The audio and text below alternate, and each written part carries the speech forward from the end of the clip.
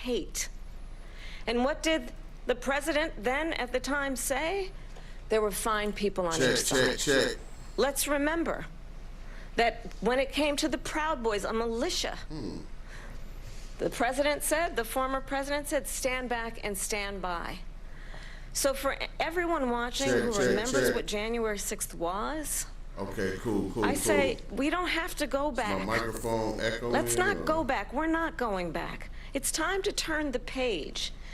And if that was a bridge too far for you, well, there is a place in our campaign for you to stand for country, to stand for our democracy, to stand for rule of law, and to end the chaos, and to end the approach that is about attacking the foundations of our democracy because you don't like the outcome. And be clear on that point.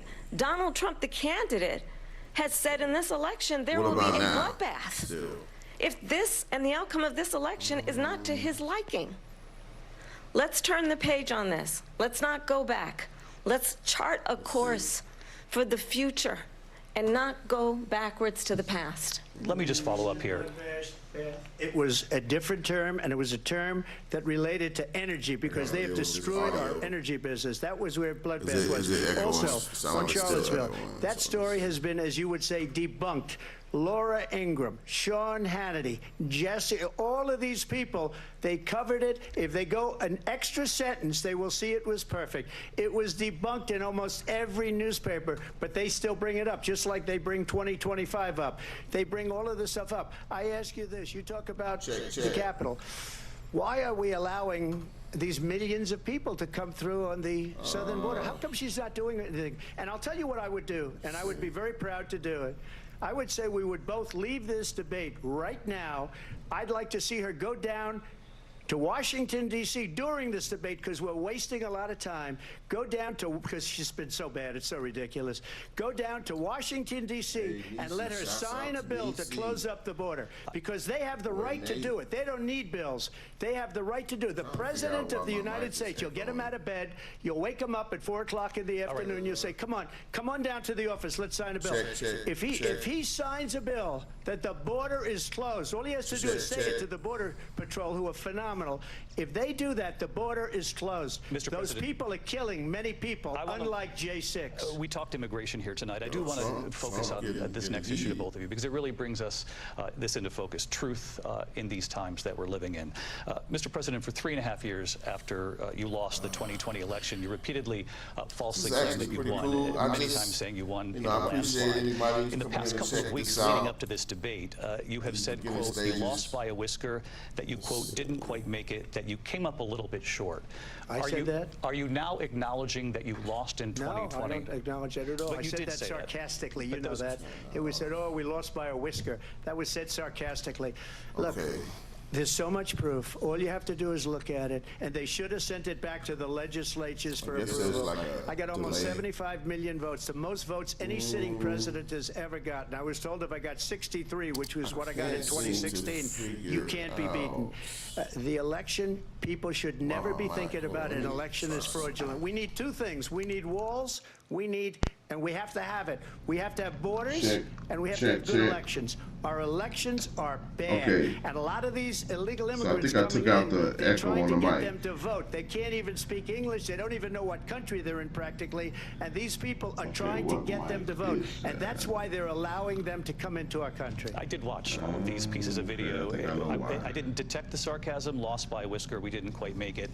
And we should just point out here as clarification, and you know this, you and your allies, 60 cases in front of many judges, many of them Republican. No judge looked at it. And said they said we didn't have standing. That's the other thing.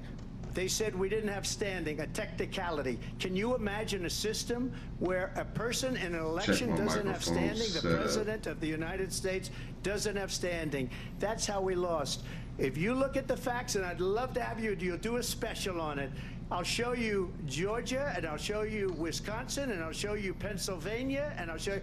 We have so many facts and statistics, but you know what? That doesn't matter, because we have to solve the problem that we have right now. That's old news, and the problem that we have right now is we have a nation in decline, and they have put it into decline. We have a nation that is dying, David. Mr. President, thank you. Vice President Harris, you heard the president there tonight. He said he didn't say that he lost by a whisker. So he still believes he did not lose the election that was won by President Biden and yourself. But I do want to ask you about something that's come up in the last couple of days. This was a post from President Trump about this election just weeks away. He said, when I win, those people who cheated, and then he lists donors, voters, election officials, he says will be prosecuted to the fullest extent of the law, which will include long-term prison sentences. One of your campaign's top lawyers responded saying, we won't let Donald Trump intimidate us, we won't let him suppress the vote. Is that what you believe he's trying to do here? Donald Trump was fired by 81 million people. So let's be clear about that. And clearly he is having a very difficult time processing that. But we cannot afford to have a president of the United States who attempts, as he did in the past, to upend the will of the voters in a free and fair election. And I'm going to tell you that I have traveled the world as Vice President of the United States, and world leaders are laughing at Donald Trump. I have talked with military leaders, some of whom work with you, and they say you're a disgrace. Damn. And when you then talk in this way in a presidential debate and deny what over and over again are court cases you have lost because you did in fact lose that election, it leads one to believe that perhaps we do not have in the candidate to my right the temperament or the ability to not be confused about fact. That's deeply troubling, and the American people deserve better. I'll give you 1 minute to respond, Mr. President. Let me just say about world leaders. Viktor Orban, one of the most respected men, they call him a strong man. He's a tough person, smart. Prime Minister of Hungary. They said, why is the whole world blowing up? 3 years ago it wasn't. Why is it blowing up? He said, because you need Trump back as president. They were afraid of him. China was afraid, and I don't like to use the word afraid, but I'm just quoting him.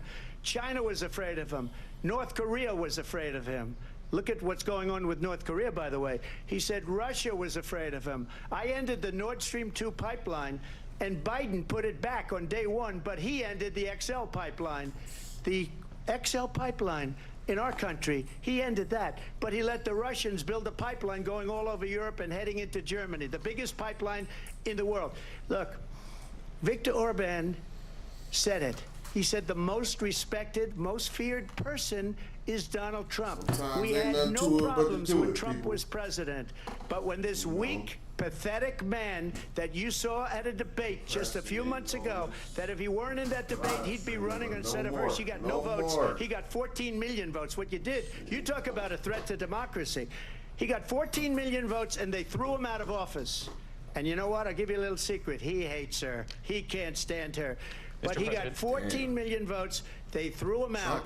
She got 0 votes. And when she ran, she was the first one to leave because she failed. And now she's running. I don't understand it, but I'm okay with it because your time is I think we're going to do very well. We've got a lot more to get to. Turning now to the Israel-Hamas war and the hostages who are still being held, Americans among them. Vice President Harris, in December, you said, quote, Israel has a right to defend itself, but you added, quote, it matters how, saying international humanitarian law must be respected. Israel must do more to protect innocent civilians.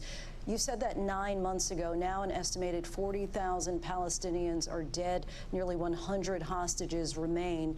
Just last week, Prime Minister Benjamin Netanyahu said there's not a deal in the making. President Biden has not been able to break through the stalemate. How would you do it? On the right side of her neck. Well, let's understand how we got here. On October 7, Hamas, a terrorist organization, slaughtered 1,200 Israelis. Many of them young people who were simply attending a concert. Women were horribly raped. And so absolutely, I said then, I say now, Israel has a right to defend itself. We would. And how it does so matters. Because it is also true, far too many innocent Palestinians have been killed. Children, mothers. What we know is that this war must end. It must end immediately, and the way it will end is we need a ceasefire deal and we need the hostages out. And so we will continue to work around the clock on that.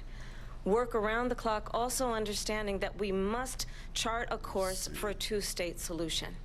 And in that solution, there must be security for the Israeli people and Israel, and in equal measure for the Palestinians. But the one thing I will assure you always, I will always give Israel the ability to defend itself, in particular as it relates to Iran and any threat that Iran and its proxies pose to Israel. But we must have a two-state solution where we can rebuild Gaza, where the Palestinians have security, self-determination, and the dignity they so rightly deserve. President Trump, how would you negotiate with Netanyahu and also Hamas in order to get the hostages out and prevent the killing of more innocent civilians in Gaza? If I were president, it would have never started. If I were president, Russia would have never, ever, I know Putin very well, he would have never, and there was no threat of it either, by the way, for 4 years, have gone into Ukraine and killed millions of people when you add it up. Far worse than people understand what's going on over there. But when she mentions about Israel, all of a sudden, she hates Israel. She wouldn't even meet with Netanyahu when he went to Congress to make a very important speech. She refused to be there because she was at a sorority party of hers. She wanted to go to the sorority party. She hates Israel. If she's president, I believe that Israel will not exist within 2 years from now. And I've been pretty good at predictions, and I hope I'm wrong about that one. She hates Israel. At the same time, in her own way, she hates the Arab population because the whole place is going to get blown up. Arabs, Jewish people, Israel will be gone. It would have never happened. Iran was broke under Donald Trump. Now Iran has $300 billion because they took off all the sanctions that I had. Iran had no money for Hamas or Hezbollah or any of the 28 different spheres of terror, and they are spheres of terror, horrible terror. They had no money. It was a big story, and you know, you covered it very well, actually. They had no money for terror. They were broke. Now they're a rich nation, and now what they're doing is they're spreading that money around. Look at what's happening with the Houthis and Yemen. Look at what's going on in the Middle East. This would have never happened. I will get that settled and fast, and I'll get the war with Ukraine and Russia ended. If I'm president-elect, I'll get it done before even becoming president. Vice President Harris, he says you hate Israel. That's absolutely not true. I have my entire career and life supported Israel and the Israeli people. He knows that. He's trying to, again, divide and distract from the reality, which is it is very well known that Donald Trump is weak and wrong on national security and foreign policy. It is well known that he admires dictators, wants to be a dictator on day one, according to himself. It is well known that he said of Putin that he can do whatever the hell he wants and go into Ukraine. It is well known that he said when Russia went into Ukraine, it was brilliant. It is well known he exchanged love letters with Kim Jong-un.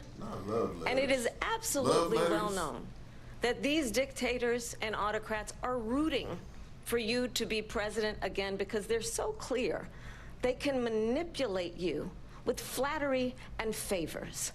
And that is why so many military leaders who you have worked with have told me you are a disgrace. That is why we understand that we have to have a president who is not consistently weak and wrong on national security, including the importance of upholding and respecting in highest regard our military. Vice President Harris, thank you. They're the ones, and she's the one that caused it, that's weak on national security by allowing every nation last month for the year, 168 different countries sending people into our country. Their crime rates are way down. Putin endorsed her last week, said, I hope she wins. And I think he meant it, because what he's gotten away with is absolutely incredible. It wouldn't have happened with me. The leaders of other countries think that they're weak and incompetent, and they are. They're grossly incompetent. And I just ask one question. Why does Biden go in and kill the Keystone Pipeline and approve the single biggest deal that Russia's ever made, Nord Stream 2, the biggest pipeline anywhere in the world going to Germany and all over Europe? Because they're weak and they're ineffective. And Biden, by the way, President gets paid Trump, a lot of money. Thank you. We have a lot of issues to get to. We'll be right back with much more of this historic ABC News presidential debate from the National Constitution Center right here in Philadelphia. Back in a moment.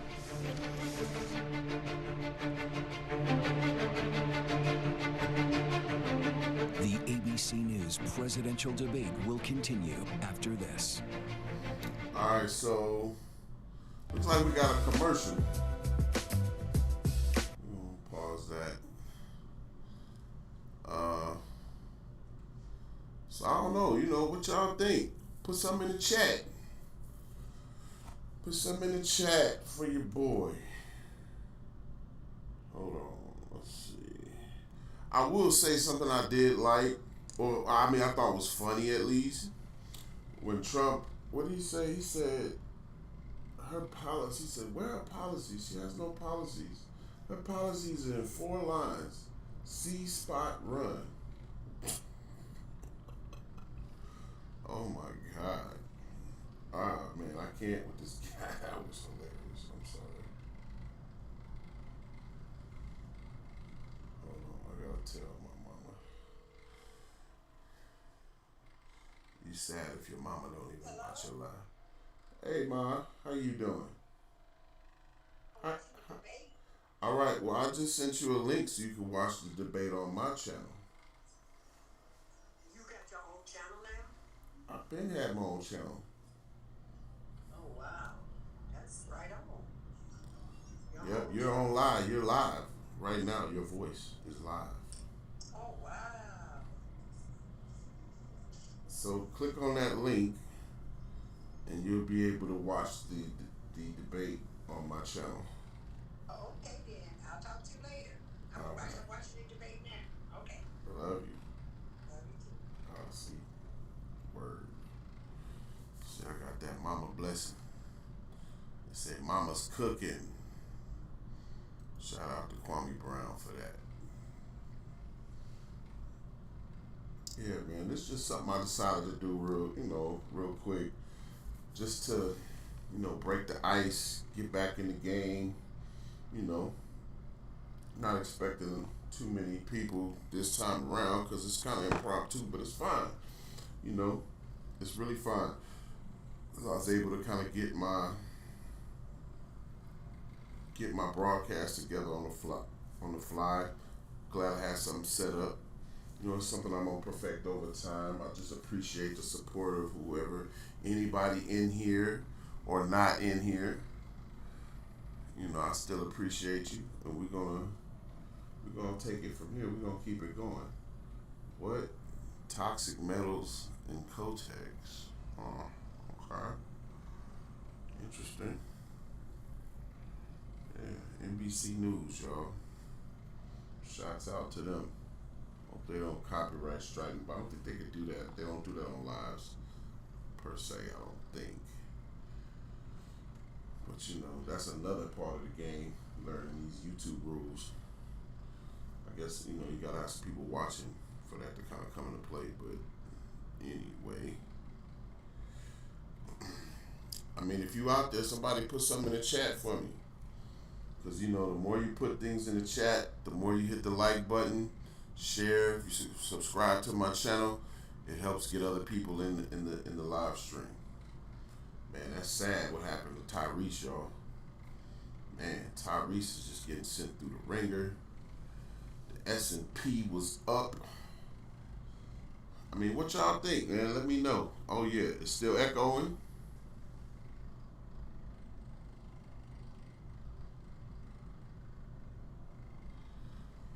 Trump pushes baseless claim about immigrants eating the pets. Oh, shit. Yo. Okay, a little bit of feedback. That's something I'm going to have to figure out. I'm going to have to figure that out. Let me try to turn it down a little bit. Maybe if I turn it down. What about now? Nah, I still hear it. Let me see.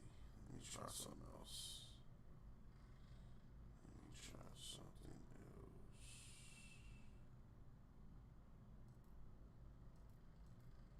see, how about that? What about now? What about now? A little more. Is it still? It sounds like it's still feedback. Let me see. Feedback now. I don't know, but I appreciate y'all, man. I need to make. Let me see. Let me make Nate. Make you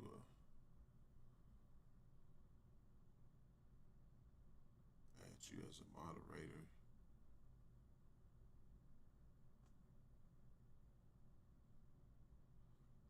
Okay, I made you a moderator. Nate's a moderator.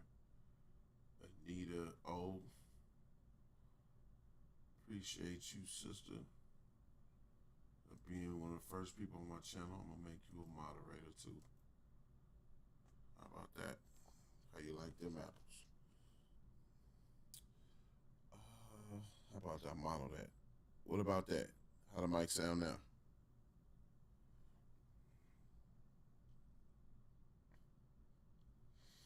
Okay, I think Mama's in there. Okay, let's unmute. They're back. Unmute it.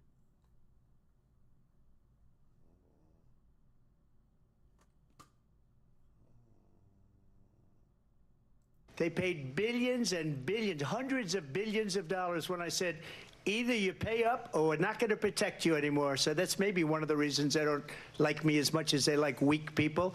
But you take a look at what's happening. We're in for 250 to 275 billion. They're into 100 to 150. They should be forced to equalize. With that being said, I want to get the war settled. I know Zelensky very well, and I know Putin very well. I have a good relationship, and they respect your president, okay? They respect me. They don't respect Biden. How would you respect him? Why? For what reason? He hasn't even made a phone call in 2 years to Putin, hasn't spoken to anybody. They don't even try and get it. That is a war that's dying to be settled. I will get it settled before I even become president. If I win, when I'm president-elect, and what I'll do is I'll speak to one, I'll speak to the other, I'll get them together. That war would have never happened. And in fact, when I saw Putin after I left, unfortunately left because our country has gone to hell.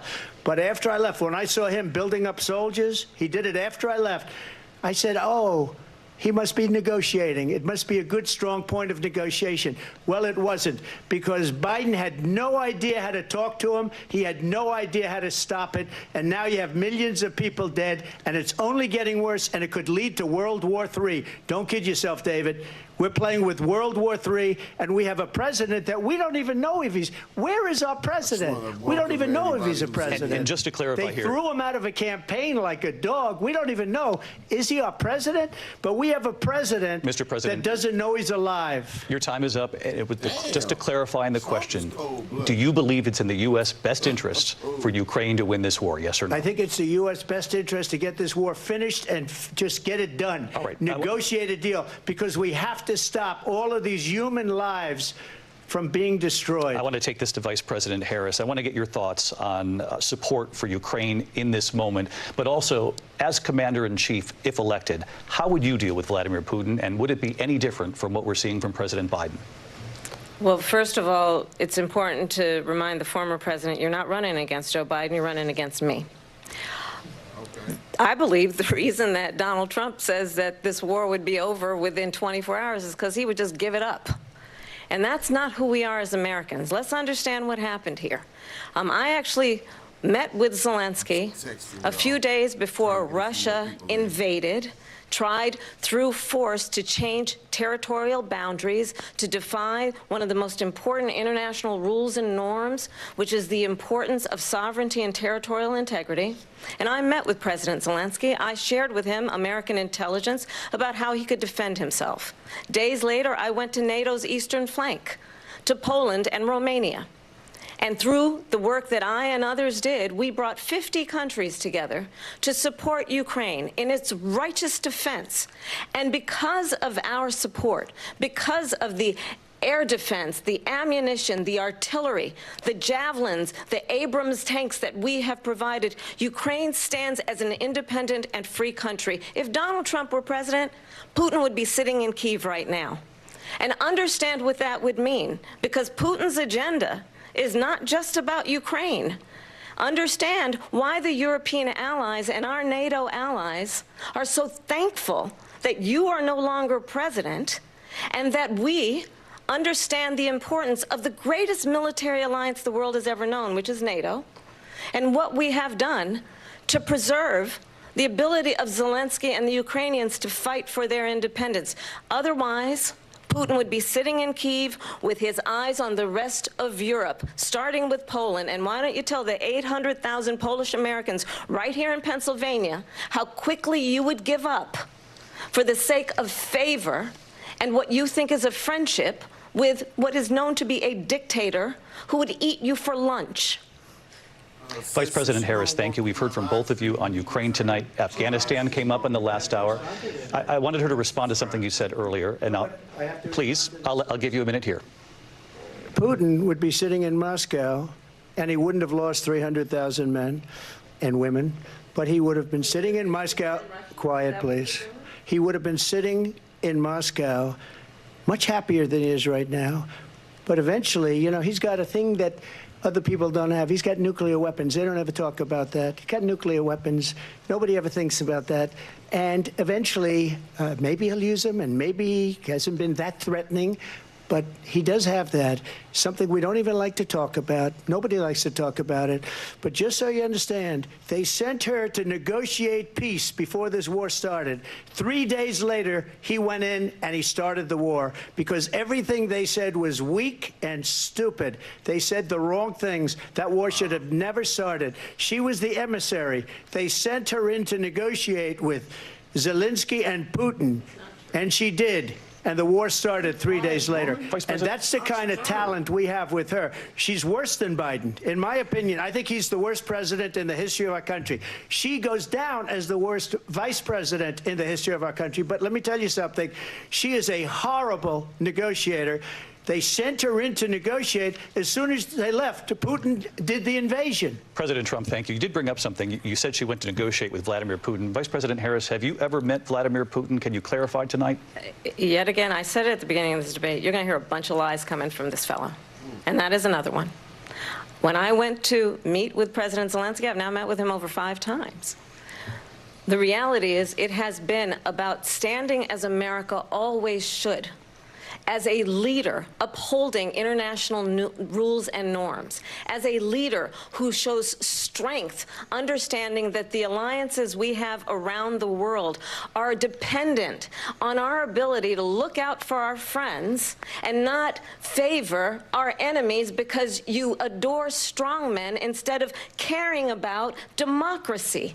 And that is very much what is at stake here. The President of the United States is commander-in-chief.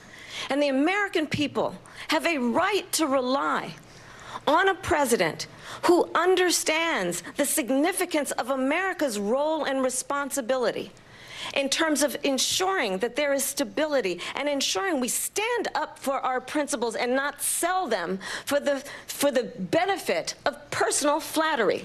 We've talked about Ukraine and Vladimir Putin. I do want to talk about Afghanistan. It came up in the first hour of this debate. I want to move on to Afghanistan. Stoltenberg said Trump did the most amazing thing I've ever seen. He got these countries, the 28 countries at the time, to pay up. He said, I've never seen. He's the head of NATO. He said, I've never seen. For years, we were paying almost all of NATO. We were being ripped off by European nations, both on trade and on NATO. I got them to pay up by saying one of the statements you made before, if you don't pay, we're not going to protect you. Otherwise, we would have never gotten it. He said it was one of the most incredible jobs that he's ever seen done. Thank you. I want to turn to Afghanistan. It came up in the first hour of the debate, and we witnessed a poignant moment today on Capitol Hill, honoring the soldiers who died in the chaotic withdrawal from Afghanistan. I do want to ask the Vice President, do you believe you bear any responsibility in the way that withdrawal played out? Well, I will tell you, I agreed with President Biden's decision to pull out of Afghanistan. 4 presidents said they would, and Joe Biden did. And as a result, America's taxpayers are not paying the $300 million a day we were paying for that endless war.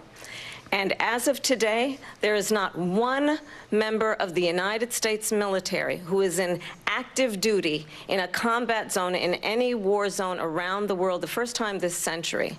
But let's understand how we got to where we are. Donald Trump, when he was president, negotiated one of the weakest deals you can imagine. He calls himself a deal maker. Even his national security advisor said it was a weak, terrible deal. And here's how it went down. He bypassed the Afghan government. He negotiated directly with a terrorist organization called the Taliban. The negotiation involved the Taliban getting 5,000 Taliban terrorists released. And get this, and the president at the time invited the Taliban to Camp David, a place of storied significance for us as Americans, a place where we honor the importance of American diplomacy, where we invite and receive respected world leaders. And this former president, as president, invited them to Camp David because he does not, again, appreciate the role and responsibility of the President of the United States to be commander-in-chief with a level of respect. And this gets back to the point of how he has consistently disparaged and demeaned members of our military, fallen soldiers, and the work that we must do to uphold the strength and the respect of the United States of America around the world. Vice President Harris, thank you. President Trump, your response to her saying that you began the negotiations with the Taliban. So, if you take a look at that period of time, the Taliban was killing our soldiers, a lot of them, with snipers. And I got involved with the Taliban because the Taliban was doing the killing. That's the fighting force within Afghanistan. They don't bother doing that because, you know, they deal with the wrong people all the time. But I got involved. And Abdul is the head of the Taliban. He is still the head of the Taliban. And I told Abdul, don't do it anymore. You do it anymore, you're going to have problems. And he said, why do you send me a picture of my house? I said, you're going to have to figure that out, Abdul. And for 18 months, we had nobody killed. We did have an agreement negotiated by Mike Pompeo. It was a very good agreement. The reason it was good, it was we were getting out. We would have been out faster than them, but we wouldn't have lost the soldiers. We wouldn't have left many Americans behind, and we wouldn't have left $85 billion worth of brand new, beautiful military equipment behind. And just to finish, they blew it. The agreement said you have to do this, this, and they didn't do it. They didn't do it. The agreement was terminated by us because they didn't do what they were supposed to do. I want to move on. And these people did the worst withdrawal and, in my opinion, the most embarrassing moment in the history of our country. And by the way, that's why Russia attacked Ukraine, because they saw how incompetent she and her boss are. President Trump, thank you. I want to move on now to race and politics in this country. Mr. President, you recently said of Vice President Harris, quote, I didn't know she was black until a number of years ago when she happened to turn black, and now she wants to be known as black. I want to ask a bigger picture question here tonight. Why do you believe it's appropriate to weigh in on the racial identity of your opponent? I don't, and I don't care. I don't care what she is. I don't care. You make a big deal out of something. I couldn't care less. Whatever she wants to be is okay with me. But those were your words. So I don't know. I mean, all I can say is I read where she was not black, that she put out, and I'll say that. And then I read that she was black, and that's okay. Either one was okay with me. That's up to her. That's up to her. Vice President Harris, your thoughts on this? That was a good way to put that. I think it's, I mean, honestly, I think it's a tragedy that we have someone who wants to be president who has consistently, over the course of his career, attempted to use race to divide the American people. You know, I do believe that the vast majority of us know that we have so much more in common than what separates us, and we don't want this kind of approach that is just constantly trying to divide us, and especially by race. And let's remember how Donald Trump started. He was land, he owned buildings, and he was investigated because he refused to rent property to black families. Let's remember, this is the same individual who took out a full-page ad in the New York Times calling for the execution of 5 young black and Latino boys who were innocent, the Central Park 5. Took out a full-page ad calling for their execution. This is the same individual who spread birther lies about the first black president of the United States. And I think the American people want better than that, want better than this, want someone who understands, as I do, I travel our country. We see in each other a friend. We see in each other a neighbor. We don't want a leader who is constantly trying to have Americans point their fingers at each other. I meet with people all the time who tell me, can we please just have discourse about how we're going to invest in the aspirations and the ambitions and the dreams of the American people?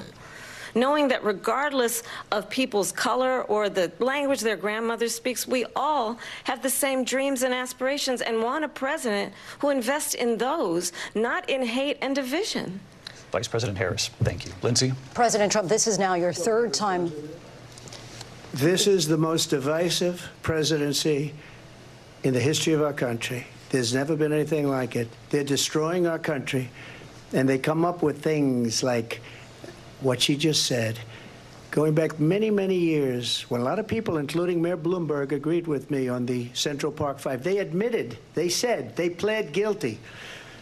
And I said, well, if they pled guilty, they badly hurt a person, killed a person ultimately. And if they pled guilty, then they pled, we're not guilty.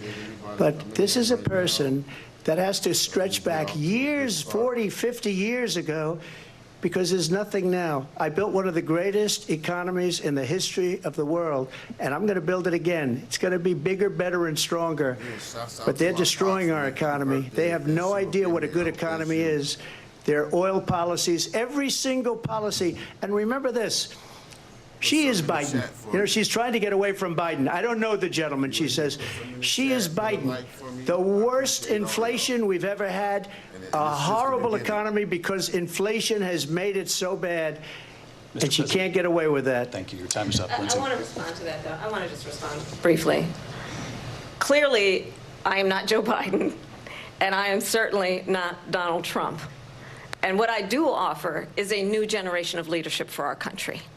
One who believes in what is possible, one who brings a sense of optimism about what we can do instead of always disparaging the American people. I believe in what we can do to strengthen our small businesses, which is why I have a plan. Let's talk about our plans and let's compare the plans. I have a plan to give startup businesses $50,000 tax deduction, to pursue their ambitions, their innovation, their ideas, their hard work. I have a plan, $6,000 for young families for the first year of your child's life, to help you in that most critical stage of your child's development. I have a plan that is about allowing people to be able to pursue what has been fleeting in terms of the American dream by offering a help with down payment of $25,000 down payment assistance for first-time home buyers. That's the kind of conversation, I believe, David, that people really want tonight, as opposed to a conversation that is constantly about belittling and name-calling. Let's turn the page Vice President and move Harris, forward. thank you. Let's turn to policy. President Trump, we have to move on. President Trump. Let's turn to policy, please. She has a plan to defund the police. She has a plan to confiscate everybody's gun. President Trump, she has we do a have to plan move on to not other allow issues. fracking in Pennsylvania or anywhere else. Okay. That's what her plan is until just recently. I just need Lindsay, to go ahead. respond because Trump, no, the President former Trump. president has No, said I'm something sorry. twice that I need to No, respond to. I'm sorry. We're going to move on, Vice President Harris. President Trump, this is now your Yes. 3rd time running for president. You have long vowed to repeal and replace the Affordable Care Act, also known as Obamacare. You have failed to accomplish that. You now say you're going to keep Obamacare, quote, unless we can do something much better. Correct. Last month, you said, quote, we're working on it. So tonight, 9 years after you first started running, do you have a plan, and can you tell us what it is? Obamacare was lousy health care, always was. It's not very good today. And what I said, that if we come up with something, and we are working on things, we're going to do it and we're going to replace it. But remember this, I inherited Obamacare because Democrats wouldn't change it. They wouldn't vote for it. They were unanimous. They wouldn't vote to change it. If they would have done that, we would have had a much better plan than Obamacare. But the Democrats came up. They wouldn't vote for it. I had a choice to make when I was president. Do I save it and make it as good as it can be, never going to be great, or do I let it rot? And I felt I had an obligation, even though politically it would have been good to just let it rot and let it go away. I decided, and I told my people, the top people, and they're very good people. I have a lot of good people in that administration. We read about the bad ones. We had some real bad ones, too, and so do they. They have really bad ones. The difference is they don't get rid of them. But let me just explain. I had a choice to make. Do I save it and make it as good as it can be, or do I let it rot? And I saved it. I did the right thing. But it's still never going to be great, and it's too expensive for people. And what we will do is we're looking at different plans. If we can come up with a plan that's going to cost our people, our population, less money and be better health care than Obamacare, then I would absolutely do it. But until then, I'd run it as good as it can be run. So just a yes or no, you still do not have a plan? I have concepts of a plan. I'm not president right now. But if we come up with something, I would only change it if we come up with something that's better and less expensive. And there are concepts and options we have to do that, and you'll be hearing about it in the not-too-distant future. Vice President Harris, in 2017, you supported Bernie Sanders' proposal to do away with private insurance and create a government-run health care system. 2 years later, you proposed a plan that included a private insurance option. What is your plan today? Well, first of all, I absolutely support, and over the last 4 years as vice president, private health care options. But what we need to do is maintain and grow the Affordable Care Act. But I'll get to that, Lindsay. I just need to respond to a previous point that the former president has made. I've made very clear my position on fracking. And then this business about taking everyone's guns away. Tim Walz and I are both gun owners. We're not taking anybody's guns away. So stop with the continuous lying about this stuff. As it relates to the Affordable Care Act, understand, just look at the history to know where people stand.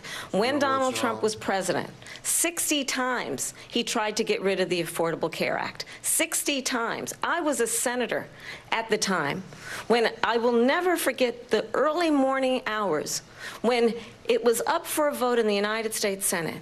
And the late, great John McCain, who you have disparaged as being, you don't like him, you said, at the time because he got caught. He was an American hero. The late, great John McCain, I will never forget that night, walked onto the Senate floor and said, no, you don't. No, you don't. No, you don't get rid of the Affordable Care Act. You have no plan.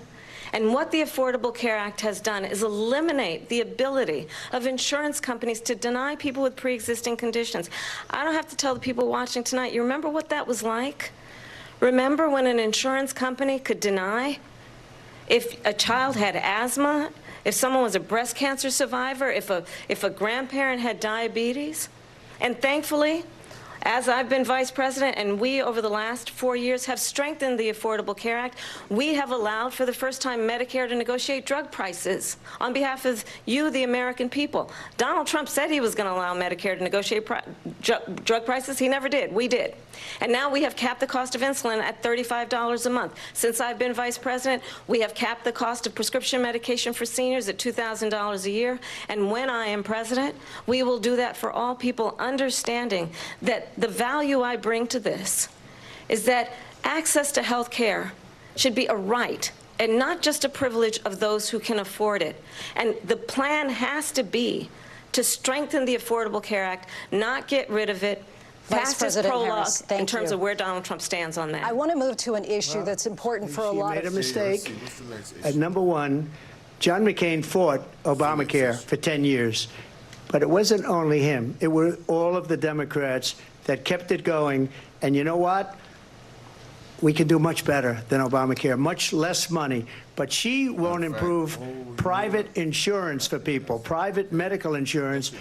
That's another thing she doesn't want to get. People are paying privately for insurance that have worked hard and made money, and they want to have private. She wants everybody to be on government insurance where you wait 6 months for an operation that you need immediately. President Trump, thank you. We have another issue that we'd like to get to that's important for a number of Americans, in particular younger voters, and that's climate change. President Trump, with regard to the environment, you say that we have to have clean air and clean water.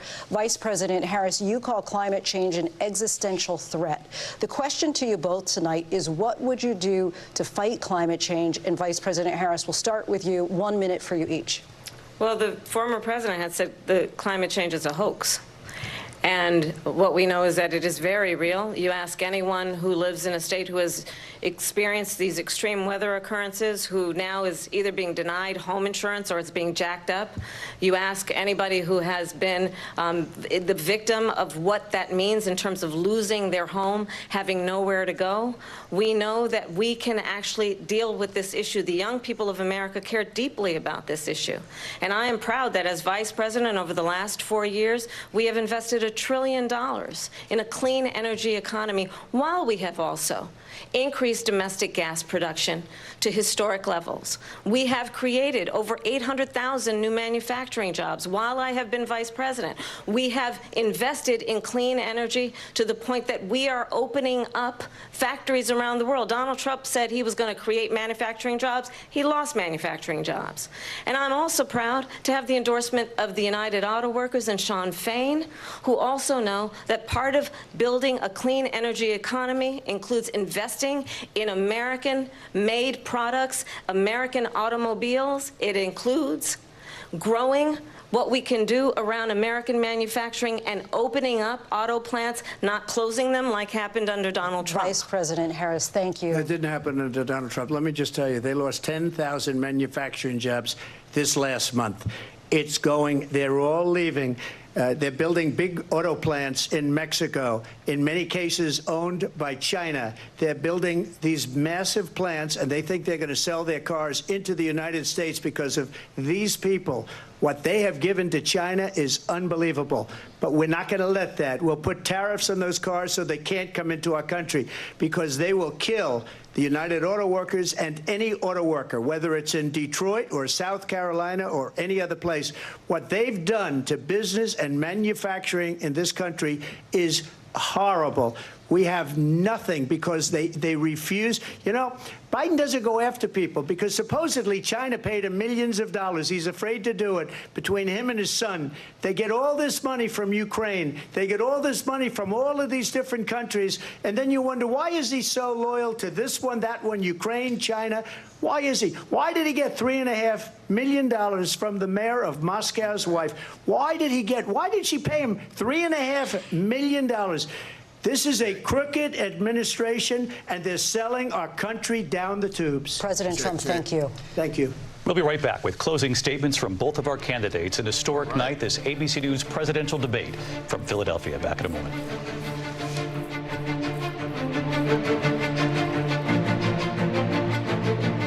The ABC News presidential debate will continue after this.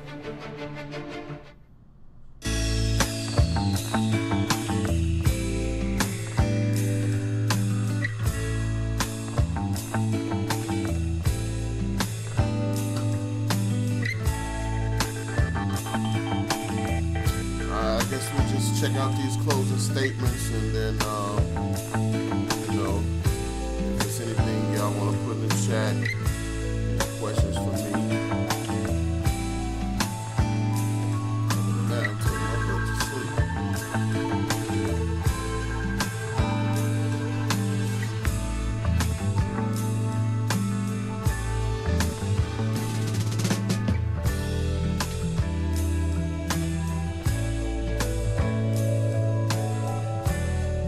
So far, I think it's been a pretty good debate. They've been throwing some jabs. Well, I don't know. I think Kamala Harris. I don't know if she's done bad. I think she's did all right. Trump.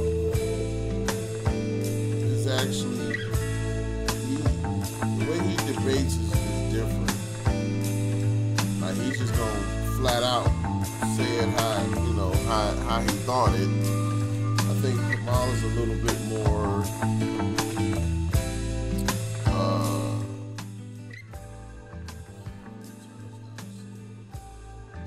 I think Kamala is a little bit more I don't want to say prepared. I don't think I'll say she's a little bit more mechanical, like as far as she knows exactly what she's gonna say. Trump is more like, seems like he's a little bit more off the cuff. I don't know what y'all think. Give me a comment. I appreciate all the comments. I appreciate the likes. I appreciate the support. You know, this is just getting started.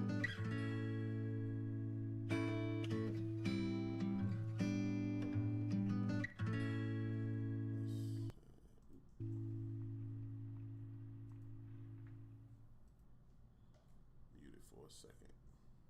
What's up with the tampon commercials? Or what is this? Harmful tampons. That's a really weird thing to put, you know, in the interim of a debate. Iranian-born scientist sued Alabama Birmingham for $3.8 million and got the bread.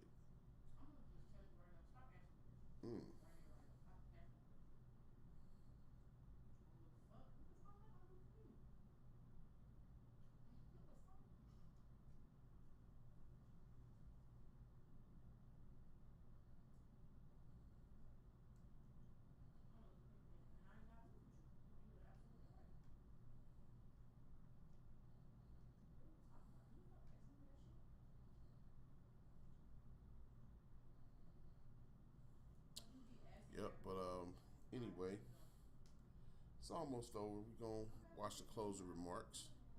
You know, I don't care if I got one person or a million people in here. I'ma still treat you the same. I'm still give it my all. You know, I do have to do some more tweaks on my stream, but you know, sometimes you just gotta press the record button. You know, I could talk about this for forever and nothing would ever happen until I decide to do something. How about, yep, check. Yeah, I'm gonna get this together. Gonna perfect it. NBC News is a little bit weird though. Some of the stuff they put on here, like commercial wise, it's a little weird. Break it down as we enter the final sprint to Election Day. We'll go back to the debate and closing statements. Yeah, I think we're just gonna check out Live from the National Constitution Center in Philadelphia, Pennsylvania. Here again, David Muir and Lindsay Davis. Welcome back tonight. The time is. So I think you've heard for our country. One that is focused on the future, and the other that is focused on the past, and an attempt to take us backward. But we're not going back.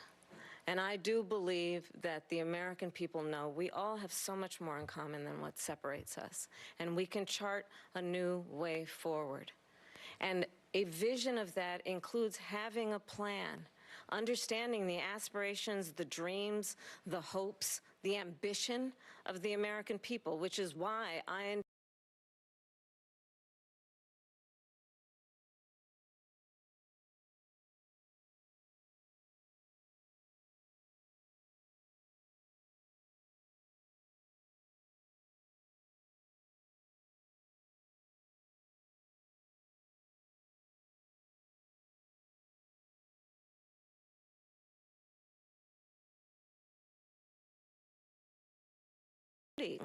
respecting our military and ensuring we have the most lethal fighting force in the world.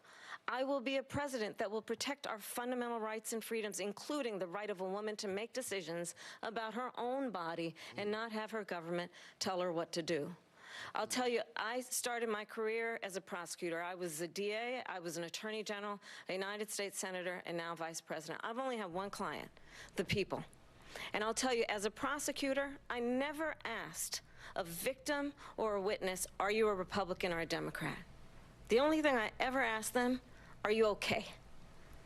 And that's the kind of president we need right now. Someone who cares about you and is not putting themselves first. I intend to be a president for all Americans and focus on what we can do over the next 10 and 20 years to build back up our country by investing right now in you, the American people. Vice President Harris, thank you. President Trump? So she just started by saying she's going to do this, she's going to do that, she's going to do all these wonderful things. Why hasn't she done it? She's been there for 3.5 years. They've had 3.5 years to fix the border. They've had 3.5 years to create jobs and all the things we talked about. Why hasn't she done it? She should leave right now, go down to that beautiful White House, go to the Capitol, get everyone together and do the things you want to do, but you haven't done it, and you won't do it because you believe in things that the American people don't believe in. You believe in things like we're not going to frack. We're not going to take fossil fuel. We're not going to do things that are going to make this country strong, whether you like it or not. Germany tried that, and within 1 year, they were back to building normal energy plants. We're not ready for it. We can't sacrifice our country for the sake of bad vision. But I just ask one simple question. Why didn't she do it? We're a failing nation. We're a nation that's in serious decline. We're being laughed at all over the world. All over the world, they're laughing. I know the leaders very well. They're coming to see me. They call me. We're laughed at all over the world. They don't understand what happened to us as a nation. We're not a leader. We don't have any idea what's going on. We have wars going on in the Middle East. We have wars going on with Russia and Ukraine. We're going to end up in a third world war, and it'll be a war like no other because of nuclear weapons, the power of weaponry. I rebuilt our entire military. She gave a lot of it away to the Taliban. She gave it to Afghanistan. What these people have done to our country, and maybe toughest of all, is allowing millions of people to come into our country. Many of them are criminals, and they're destroying our country. The worst president, the worst vice president in the history of our country. President Trump, thank you. And that is our ABC News presidential debate from here in Philadelphia at the National Constitution Center. I'm Lindsay Davis. And I'm David Muir. Thank you for watching here in the U.S. and all over the world, and from all of us here at ABC News. Good night. And welcome back to NBC News coverage of the debate. Pick your adjective. I would go with fiery to begin, but it goes from there. Both the candidates, you could argue, executing on their strategy going in. For Kamala Harris, that was to get under the former president's skin, which she did quite often. For the former president, his option was, of course, to go after the economy, after Afghanistan, the administration's position on the withdrawal in Afghanistan. And I can't even listen to this dude talk, man, because of the way he looked. Like, just cut it bald, bro. Just go bald, bro. I mean, damn. Really? Like, really? I don't know about that guy. But, let's see. What can I put up there? Hey, I just wanted to tell everybody, thank you, thank you, thank you. Let me see what I can find. Let's try that. Stop it. Get some help. That's what I had to say about his hairline.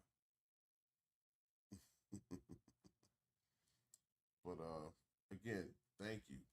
Whether it's 1, 2, 3, 4, 5, 100 million people, still gonna rock out. And I appreciate everybody. I'm about to take my butt to sleep. I still got a 9 to 5, y'all. But again, anybody want to run that back, it's going to be recorded.